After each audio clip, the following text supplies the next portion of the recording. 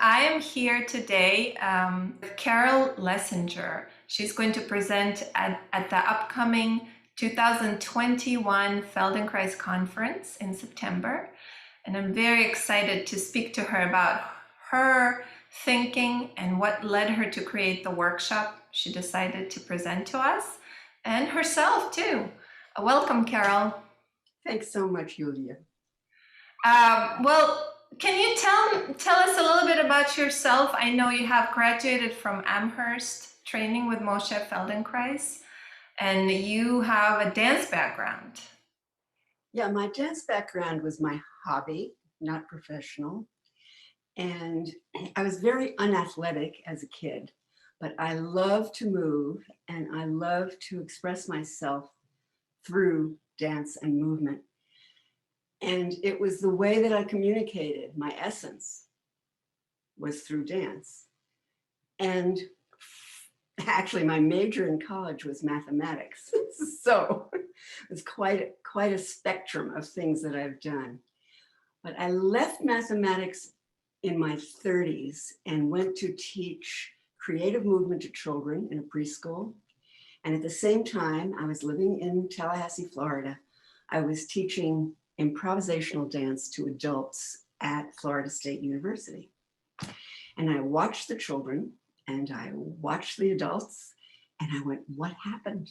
How did movement become so stinted for the adults and, from the freedom relative to the kids? So it made me very curious. And a presenter came to Florida State University and talked about Dr. Feldenkrais. And I thought, that's it. I want to be able to be with people through their movement as a way to express what's most authentically themselves and not shut down parts of themselves because their movement has been reduced. I want to just add in here that just last month I turned 80 and it's made a big difference for me as I look back at 40 years of doing Feldenkrais and am aware of my capacity as a mover. I'm feeling my aging. It's not like it's not there, but definitely my capacity as a mover is not the same as people who don't stay fluid and address the vicissitudes of life, the problems by going to movement as a way to heal themselves. Wow, fluidity. Yes. That's what comes up for me, huh? And that's what I like about the Feldenkrais method so much, is that because it's using movement awareness to stimulate the motor cortex. What do brains love? Brains love really juicy, delicious, comfortable, pleasant information. And what the brain does with that information is it changes its output. What goes in affects what goes out. So let's put in the good stuff. There's enough bad stuff going in listening to the news every day. So getting present in oneself and getting present in your movement affects everything, the quality of your life, even your thinking, your emotions. For instance, for every thought, there is a whole body pattern of what muscles are being held and what muscles are being let go based on that thought. Every thought has its own body pattern. Every emotion has its own body pattern. What if we became more fluid with those ideas? Give you an example. If I were to hold my jaw, because you can see my face, I'll give you that, like that, you might guess that I was not having a happy thought. And Yeah. can I look at you just right now and say, oh my gosh, I'm just so sad. You wouldn't believe me. There's definitely patterns of movement that go with what we say, what we think, and how we feel.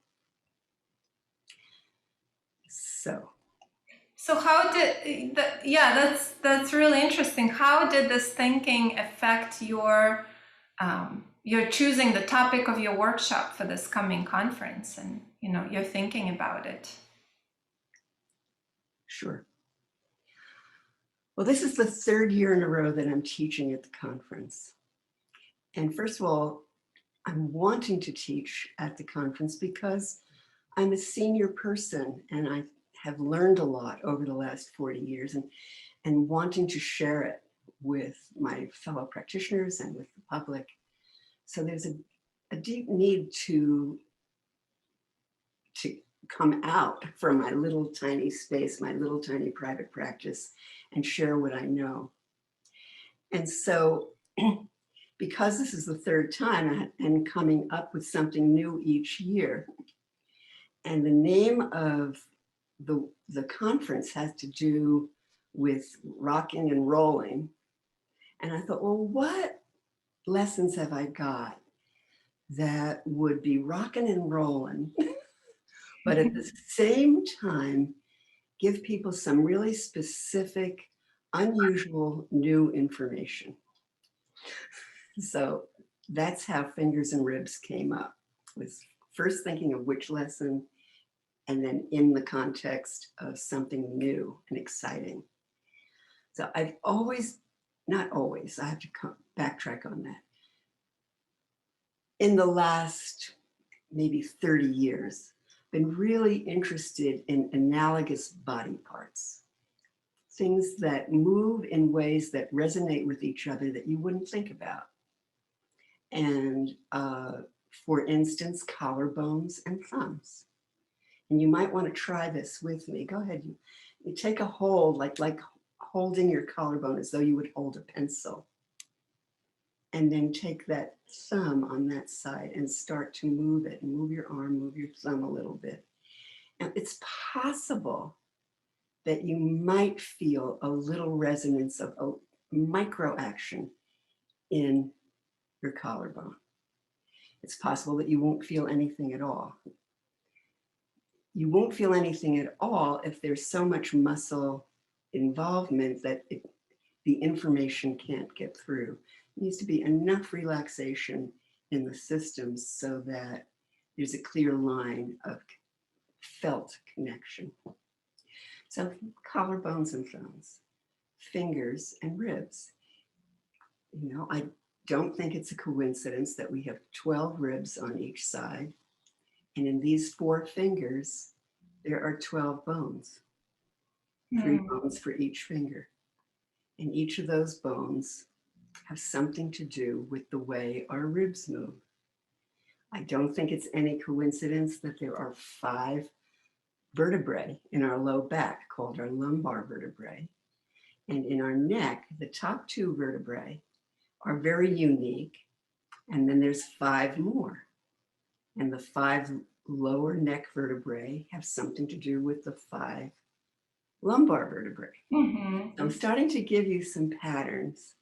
And I had to choose, of all the patterns I know, I just had to choose one. And I chose ribs and fingers because it had a lesson that went with rock and roll. So, also because my main interest in movement as a dancer was a sense of expression of authenticity and emotional authenticity. And where do people hold a lot of emotional tightness is through the ribs to protect the heart. And sometimes it's just too vulnerable to touch the rib area to get some freedom there. But what if by working through your fingers, you could indirectly affect more freedom and fluidity in the ribs? That's my reasoning. Wow, you're making me want to take your workshop. I'm glad. I would welcome you. I would so welcome you there. Yeah, and I do see a lot in my clients as well, a lot of holding in the rib cage, a lot of immobility. Yeah, so talking about that patterns of behavior, right? Do you think that holding in the rib cage spills over into life as well? Of course, everything, every place we hold spills into life.